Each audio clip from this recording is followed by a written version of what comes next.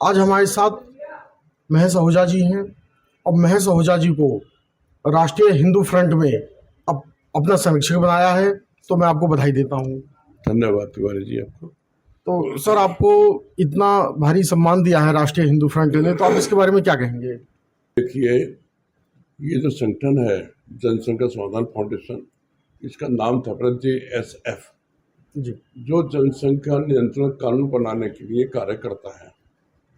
पिछले 14 सालों से बराबर धरना, ज्ञापन, पैदल यात्रा, इसके माध्यम से हमारा संगठन कार्य करता रहा है। मैं भी 12 साल से इसमें राष्ट्रीय उपाध्यक्ष था और अब उन्होंने मुझे संरक्षक बनाया है।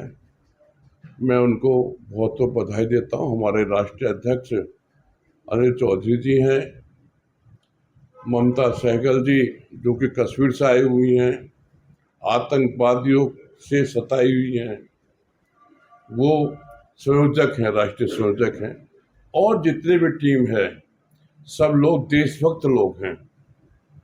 टू साइड पॉलिसी बने, इसके लिए बराबर काम कर रहे हैं, संघर्ष कर रहे हैं। अभी 1 साल पहले या 1.5 साल हुआ होगा, कौशाम्बी से हम लोगों ने इकट्ठे होकर 15,000 लोगों ने इकट्ठे होकर दिल्ली कूच किया कि हम माननीय प्रधानमंत्री जी को ज्ञापन देंगे, लेकिन यूपी गेट पर हमें रोक दिया गया। वहाँ पर हम शांतिपूर्वक बैठे हुए थे, हमारे ऊपर पानी की बौछार की गई, लाठीचार्ज किया गया और रात को गिरफ्तार कर लिया। उसके उपरांत अनिल चौधरी जी लाजपत नगर में आमरण अनशन पर बैठ गए। 22-23 दिन तक वो बैठे रहे और जो हमारे संरक्षक हैं वो, और जो हमारे जो सहयोग करते हैं राष्ट्रीय, जो केंद्रीय जो हमारे मंत्री हैं श्री गिरिराज सिंह जी, वो प्रधानमंत्री कार्यालय से अधिकारियों को लेकर आए और उन्होंने आश्वासन दिया कि आप ये अनशन तोड़ दीजिए, हम इसके लिए समिति बनाएंगे और जो अब इस चुनाव में, ये चुनावी पिछले दिनों हुए हैं, इस चुनाव के बाद हम जनसंख्या नियंत्रण कानून बना देंगे। लेकिन साहब, कोई भी जनसंख्या नियंत्रण कानून नहीं बना। जनसंख्या नियंत्रण कानून बनना क्यों आवश्यक है, मैं आपको बताना चाहता हूं कि पूरे विश्व के औसतन जो जनसंख्या रहती है वो हिंदुस्तान में 18% के लगभग है और जगह हमारे पास केवल 2.4% है, 2.5% से भी कम है। पानी केवल 4% है। मतलब जनसंख्या के हिसाब से जो 18% पानी होना चाहिए था वो 4% है। 18% ही जमीन होनी चाहिए थी, वो 2.4% है। तो जनसंख्या ज़्यादा है, संसाधन कम है, तो जरूरी है कि इसके लिए जनसंख्या नियंत्रण कानून बन जाता, लेकिन सरकार ने नहीं बनाया। क्या मजबूरी है उसकी, ये भगवान जान सकता है। लेकिन मैं ये निश्चित रूप से कह सकता हूँ कि अगर 2014 में ये कानून बना दिया जाता, क्योंकि संज्ञान में तो पहले से ही है सब, जो केंद्रीय नेतृत्व है उनके संज्ञान में सब कुछ है कि कितना फर्क आ गया है हमारे जनसंख्या में उनके। वो 8-8, 10-10 बच्चे करते हैं और हम 1-2 ही बच्चे करके संतुष्ट हो जाते हैं। उसका कारण यह है कि कांग्रेस के शासन में भी संजय गांधी ने नसबंदी कराई, वो हिंदुओं की कराई। अब नौकरी में अधिकतर लोग सरकारी नौकरी में हिंदू भाई हैं, उनके शर्त रख दी गई कि जब तक नसबंदी नहीं कराओगे या 10 केस लेकर नहीं आओगे तब तक आपको नौकरी पर नहीं रखा जाएगा। तो मजबूरन दबाव में आके, लालच में आके हिंदुओं ने तो देश के हित में 1 या 2 बच्चे पर आ गए, लेकिन वो लोग वो आज भी 8-10 बच्चे पैदा करके देश पर कब्जा करना चाहते हैं। और आज स्थिति यह है कि जहां पर वो लोग विरोध नहीं करते थे, आज वो पुलिस के ऊपर, फोर्स के ऊपर, हमारे मिलिट्री के ऊपर, जवानों के ऊपर वो पत्थरबाजी करते हैं। तो 14 साल और आज 25, 14 में आज वो 11 साल के हो गए और आप देख लेना 5 साल बाद वही पत्थरबाज बनेंगे। और आज भी 10-10 साल, 11-11 साल का बच्चा भी पत्थरबाजी करता है। अभी नाहर मंसूरी में आप देख लीजिए, एक चोटे को पुलिस पकड़ने गई, चोटे को, हाँ और उसने उसके साथियों ने मिलकर गिरोहबंदी करके, गिरोह के साथ मिलकर उन पे हमला कर दिया। एक हमारा पुलिस का जवान उसमें सही। मारा गया। तो ये कितनी हिम्मत उन लोगों की पड़ गई है, क्योंकि केवल जनसंख्या आधार पर पड़ी है। जनसंख्या उनकी कम होती तो शायद ये स्थिति नहीं होती। वो बिल्कुल निर्भीक हो गए हैं, किसी से डरते नहीं। और नेता लोग भी वोट के खाते कि जिसका वोट, विपक्ष के जितनी भी पार्टियां हैं सब उनका वोट लेने चक्कर में उनको प्रेशर देती हैं, उनका सहयोग करती हैं और उनके साथ मतलब उनका सहयोग करके उनकी बात करती हैं। तो ये बहुत दुख का विषय है। तो सबसे ज़रूरी है कि भाई अगर संसाधन कम है, जनसंख्या ज़्यादा है, तो देश तरक्की कैसे करेगा। या आप कितनी सड़क बना लीजिए, कितने हॉस्पिटल बना लीजिए, कितने कॉलेज बना लीजिए, अगर 5 साल के अंदर 5 साल की पंचवर्षीय योजना बनती है तो आज की स्थिति से बनती है कि कितनी जनसंख्या है, और 5 साल बाद 10-15 करोड़ की और बढ़ जाती है, तो वो जो भी आप विकास कर रहे हैं ना उसका कोई लाभ नहीं है। और ये लोग टैक्स भी नहीं देते, जो जनसंख्या बढ़ाने वाले हैं वो टैक्स नहीं देते। और ऊपर से एक बहुत बढ़िया काम किया है केंद्र सरकार ने साहब, कि वो जो एक योजना लागू की है ना, आयुष्मान योजना, कि जिनके यहाँ 6 लोग होंगे उनको उसको लाभ मिलेगा। तो लाभ तो उन्हीं को दे रहे हैं, हमें क्या मिला। हम तो 1-2 बच्चे पे सिमट के रह गए, ये सोच के कि हमारा देश विकास करे, विकास में रुकावट ना हो, और वो लोग इस तरह की योजना मिल रही है। एक बात और सुनी है मैंने, हॉस्पिटल के अंदर जो बच्चे होते हैं उनको उसके भी पैसे मिलते हैं जी। उनको ये नहीं देखते कौन सा बच्चा है। अगर आप बच्चे होने पैसे दे रहे हैं तो उसमें सीमा तो तय कीजिए कि उसी महिला को पैसे मिलेंगे जो 2 बच्चे, जिसके 2 से ज़्यादा होंगे तो पैसे नहीं मिलेंगे। तो ये अंधेर गर्दी चौपट राजा वाली बात है। तो मुझे जिम्मेदारी दी है इस संगठन ने, जो 24 प्रदेश में अब जो नाम रखा है इसका कि हिंदुत्व के लिए हमें आगे आना पड़ेगा, हिंदुत्व खतरे में है, तो इसलिए इसका नाम राष्ट्रीय हिंदू फ्रंट नाम रखा है। और इसकी ये जो टीम रहेगी ये जनसंघर्ष समाधान फाउंडेशन की रहेगी, और आगे बढ़ के हम सनातन के हित में, देश के हित में काम करेंगे। और जहाँ भी मेरी जरूरत होगी हम लोग जाएंगे। हमारे डॉक्टर हरपाल सिंह जी संरक्षक हैं, इंद्रेश कुमार जी संरक्षक हैं, तो मेरे ऊपर बड़ी उन्होंने कृपा की है जो उन्होंने बना दिया। लेकिन ये भी कहना चाहता हूँ कि मैं घर बैठने वाला नहीं हूँ। 74 साल की उम्र हो गई, अब भी नौजवानों से ज़्यादा भाग दौड़ करके देश की सेवा के लिए, सनातन धर्म की सेवा के लिए अपनी सेवाएं दे सकता हूँ। खूब भाग दौड़ करूँगा, लेकिन ये निश्चित है कि जब तक सरकार जनसंख्या नियंत्रण कानून नहीं बनाएगी ये देश तरक्की नहीं कर सकता, और जिसके ज्यादा वोट होंगे वही सत्ता में आएगा। अच्छा, आज स्थिति ये है साहब कि थोड़े दिन बाद ये जब इनकी जनसंख्या बढ़ जाएगी तो हमारे जितने भी हिंदू नेता हैं, राष्ट्रीय नेता हैं, वो प्रधानमंत्री कोई नहीं बनेगा फिर तो इनका ही बनेगा। तो वो जो इनको सपोर्ट करने वाले हैं, जनसंख्या नियंत्रण कानून बनाने की बात नहीं करते, तो वो भी पछताएंगे। उनकी कोई पूछ होने वाली नहीं है। आज तो इनके वोट के खातिर वो इनके पीछे घूम रहे हैं, इनके हित की बात कर रहे हैं।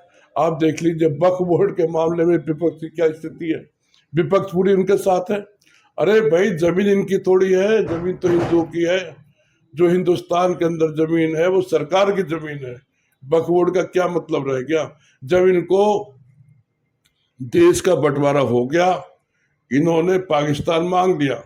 पाकिस्तान के अंदर जितने लोग गए उससे, उस आबादी से कई गुना ज्यादा इनको जमीन दे दी गई। तो हिंदुस्तान में इनका क्या रखा है। अब उसमें भी संशोधन कर दिया, संशोधन की कोई आवश्यकता नहीं थी। वक्फ बोर्ड बिल्कुल समाप्त करना चाहिए था।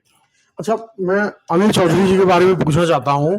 वो राष्ट्रीय अध्यक्ष के तौर पे उन्होंने बहुत संघर्ष करते हैं, सुबह से शाम तक वो बहुत संघर्ष कर रहे हैं, तो उनके बारे में आप क्या कहना चाहेंगे। भाई हमारे अनिल चौधरी जी वाकई में बहुत संघर्ष करने वाले व्यक्ति हैं, और उनके साथ जो टीम है वो भी टीम बहुत अच्छी है। और जितने भी 34 स्टेट में हमारे प्रदेश अध्यक्ष हैं वो भी बहुत अच्छे हैं, बहुत ही देशभक्त लोग हैं। ना वो हेराफेरी करने वाले लोग हैं, ना भ्रष्टाचार में लिप्त है। जो सीधा उनका एक ही उद्देश्य है, किसी प्रकार से हमारा सनातन धर्म बचना चाहिए। और जो अनुपात बिगड़ रहा है कि उनके मुसलमानों के 8-8, 10-10 बच्चे पैदा करो, देश पे कब्जा करना चाहते हैं, तो वो अनुपात ये बिगड़ना नहीं चाहिए।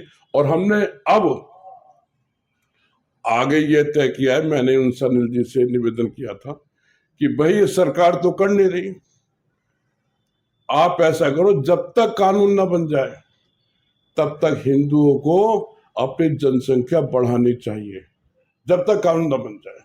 और जब कानून बन जाएगा तो हम कानून का पालन करेंगे। या तो जल्द से जल्द जनसंख्या नियंत्रण कानून बनाओ, नहीं तो ये आंदोलन हम छेड़ेंगे कि अनुपात बिगड़ रहा है और हम हिंदू भाई हमारे बच्चे अधिक से अधिक बच्चे पैदा करें, पॉपुलेशन बढ़ाएं, नहीं तो सनातन धर्म बहुत खतरे में हो जाएगा, जैसे वेस्ट बंगाल में हो रहा है, या अपने बांग्लादेश में हो गया, पाकिस्तान में हो गया, जम्मू कश्मीर में हो गया, या जहां भी मुसलमानों की जनसंख्या ज्यादा है वहां बहुत पीड़ित है, हिंदू समाज बहुत पीड़ित है, घुट घुट के जी रहा है, बहुत बुरी स्थिति है।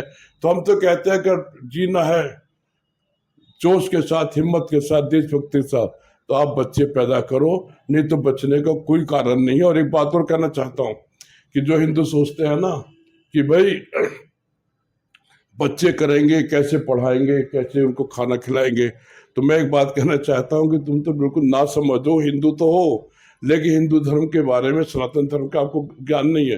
पहले ऐसे बुजुर्ग कहते हैं, अब भी कहते हैं कि जो भी जीव दुनिया में आता है वो अपनी किस्मत का खाता है, किस्मत लेकर आती है। जिसके ज्यादा बच्चे हैं, आज कोई भी भूखा नहीं मर रहा।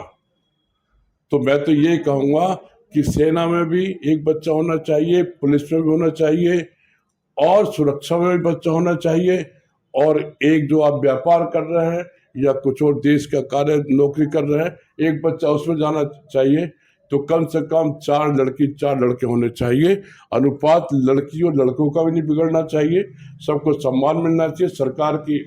सरकार की मजबूरी होगी अगर ये हिंदू समाज जनसंख्या नियंत्रण कानून को नहीं मानता, बच्चे ज्यादा पैदा करता है, जैसे पहले भी हमारे जो ताऊ चाचा थे वो 10-10 थे, उसी के अनुपात में करते, तो सरकार की मजबूरी होती। आज तक तो साहब ये कानून बन गया होता, क्योंकि हिंदू ज्यादा होते, मुसलमान भी उनके अनुपात से पहले पाकिस्तान में उतरे होते। तो फिर ये जो नेता है ना, जो विपक्ष के लोग हैं, इनकी पैरोकारी नहीं करते। आज इनकी पैरोकारी चक्कर में ये केंद्र सरकार भी दबी हुई है, इनकी जो बैसाखियां है ना वो भी डामाडोल है।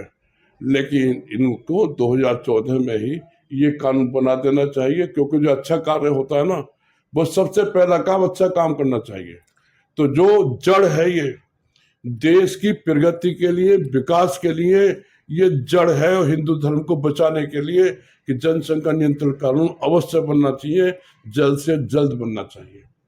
अच्छा, और कुछ आप अपील करना चाहते हैं सरकार से या हिंदुस्तान की जनता से? अब अपील तो हमेशा ही करते आए हैं, मैंने अपने सनातन धर्म के भाइयों से तो अपील कर ही दी है। सरकार से तो हाथ जोड़कर प्रार्थना करूंगा, उनके पैर ही पकड़ सकता हूं कि अगर आपको देश को बचाना है, हिंदुस्तान को हिंदुस्तान रहने देना है, भारत को भारत रहने देना है, तो जनसंख्या नियंत्रण कानून जल्द से जल्द बना दीजिए। क्योंकि विकास में भी ये रुकावट, हिंदू मुस्लिम की बात भी छोड़ दीजिए चलो, लेकिन विकास में तो रुकावट होगा ना। तो विकास ही नहीं होगा तो देश के नाम कैसे होगा, कैसे हम दूसरे देशों के साथ प्रतिस्पर्धा कर पाएंगे। तो जरूरी है कि देश का विकास हो, उसके लिए नियंत्रण कानून, जनसंख्या नियंत्रण कानून अवश्य बनना चाहिए। एक तरफ को छोड़ दीजिए हिंदू मुस्लिम वाली बात है, लेकिन देश हित की तो बात करोगे। देश तो तभी बढ़ेगा, विकास तभी होगा जब संसाधन ज्यादा होंगे, जनसंख्या कम होगी। आज स्थिति यह है कि संसाधन कम है, जनसंख्या ज्यादा है, इसलिए विकास नहीं हो पा रहा। पहले की सरकारों ने बहुत काम किया, अब की सरकार विकास के लिए बहुत काम कर रही है, लेकिन 5 साल बाद आप देखें विकास नजर नहीं आएगा।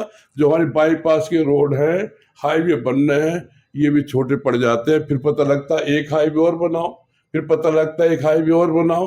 कहाँ तक बनाओगे? अरे भाई जनसंख्या नियंत्रण कानून बना दो ना आप, तभी तो बात बनेगी। ये तो ईश्वर की कृपा है ये प्रभु की कृपा है साहब। आज तक कोई भी महामारी नहीं आई, कोई भी देवी आपदा नहीं आई। पहले तो ऐसे आते थे कि पूरी पूरी फसल चौपट हो जाती थी। ईश्वर की कृपा है। अगर ईश्वर करे ऐसा ना हो, कभी ऐसा हो गया कि इस तरह की फसल एकदम चौपट हो गई, बाढ़ आ गई, ज्यादा नुकसान हो गया, तो कहाँ से आने देंगे तो लोगों को? ये तो हाहाकार मच जाएगा, भुखमरी बढ़ जाएगी। तो मैं तो निवेदन करूंगा सब नेताओं से, केंद्रीय नेताओं से और जनता से भी कि आप जो सनातन धर्म को मानते हैं और चाहते हैं जिंदा रहे, तो वो निश्चित रूप से इसमें आए। और सनातन धर्म को नहीं भी मानते हैं और अपने देश से प्रेम करते हो, चाहते हैं कि आपके बच्चों को रोजगार मिले, आपके बच्चों को व्यापार मिले, तो जरूरी है कि जनसंख्या नियंत्रण कानून बनना चाहिए। इसके लिए आप हमारे जो संगठन है जनसंख्या समाधान फाउंडेशन, उसको सहयोग करें और जो उसके कार्यक्रम है उसमें आकर माननीय प्रधानमंत्री जी से ये मांग करें कि जल्द से जल्द इस कानून को बनाएं। और जिस स्टेट में जो भी मुख्यमंत्री है उनसे भी निवेदन करें कि भाई इस कानून को बनाना बहुत जरूरी है। जब सारे मुख्यमंत्री चाहेंगे तो निश्चित रूप से कानून बन जाएगा।